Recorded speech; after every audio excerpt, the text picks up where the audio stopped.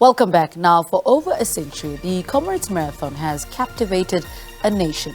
It's an annual South African ritual, a day of inspiration and extraordinary achievement.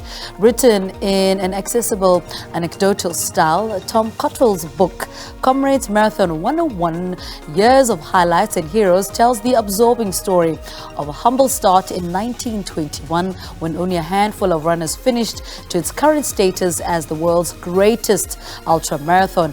It also bears witness to the complexity of the South African society in a fascinating story that begins with the early heroes, Arthur Newton in the 1920s, to the domination of the Russians in the early 2000s and the ascent of the black runners in the 2010s.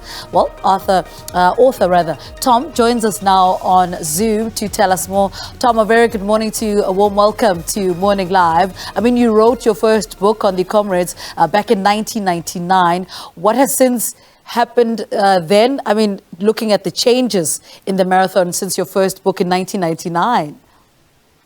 Well, good morning to you and good morning to the viewers. And yes, there have been changes since the first book that I wrote. And that was at the turn of the century, 2000. And that was a hardcover book with pictures. The new book is more soft cover. And that's because it's more accessible now to many more people. But, you know, during that time, we've seen the numbers of the Comrades Marathon swell and then become stable at around about 20,000 runners. So it's a huge race, but we've seen records fall. In 2000, on the up run, Cottrell broke the up record, and then a little bit later, Cottrell broke it again. And the down record was also broken in 2007 by Cottrell, and then again in 2018 by David Cottrell. So there have been those changes. But I think in many ways, just like that book, even though I've extended it now by 20 years, the race still remains the same. It really does. Mm-hmm. I mean, speak to us about the issues that you touch on in your latest book, Comrades 101. Yeah, it's Comrades. It's 101 years. So it is the oldest ultra marathon in the world. And what I've tried to do is not only write about the race, but how the race changed with the changing South Africa. And we've really seen that happen as the black runners have really come to the fore, have taken charge of that race at the front end. And yeah, it's been a race that on the one hand has been very stable, but on the other hand has really reflected the immense changes that we've experienced in South Africa. And given the reflection in this book, is there a particular trend that the marathon, sort of follows through? You've just touched on the black runners dominating in the past couple of years. What was happening before that and before then? You know, when you look at the runners, perhaps in the 20s, 30s, 40s, even up until the 80s, most of the winners at that time were ordinary men doing ordinary jobs. Wally Hayward, for example, one of the greats, was a building inspector, and Jackie Meckler was a publisher, and Frith van der Merwe was a teacher. So in those days, a lot of the runners were people just holding down jobs. And it was really when Bruce Fordyce said no one is going to win this race ever again unless they devote their time and their effort full time to the race, that there will be winners. And he was right. And you look now at the rise of the professional runner, and it reflects in the times, and it reflects in the type of person who runs the race. And Tom, I mean, we've seen and heard of stories of people that do enter for the marathon but end up being sick towards the end of the marathon. What has been the science behind that? Because it's one of the toughest marathons in the world as well. I know that the Comrades Marathon put a lot of time, effort, and energy into looking after the safety of runners. And one of the things that you have to do before you can run the Comrades Marathon is qualify.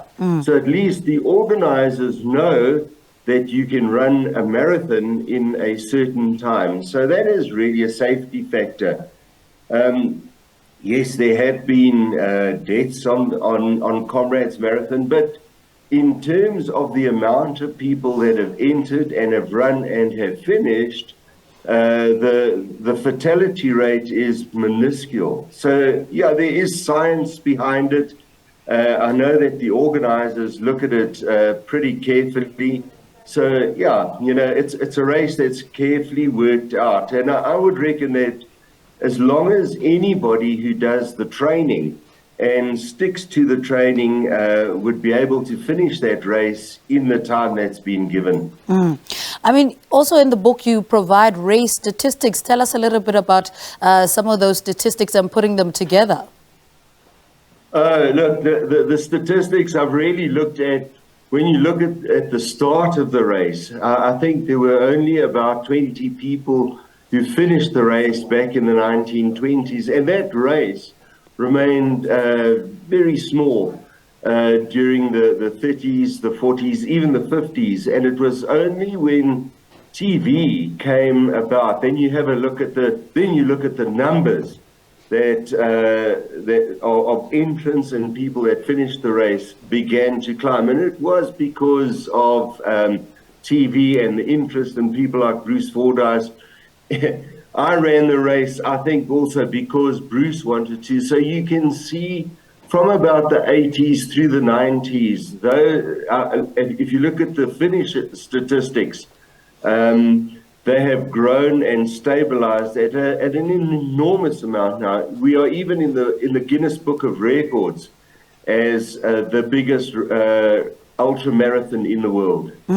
What were your thoughts on this year's race in general? We saw Gerda winning as well. We also saw Tete also winning it. What are your thoughts in general of this year's down run? Oh, it was an absolute amazing race. I mean, imagine if you break the record and only come third. And that's what happened with Edward Motibi.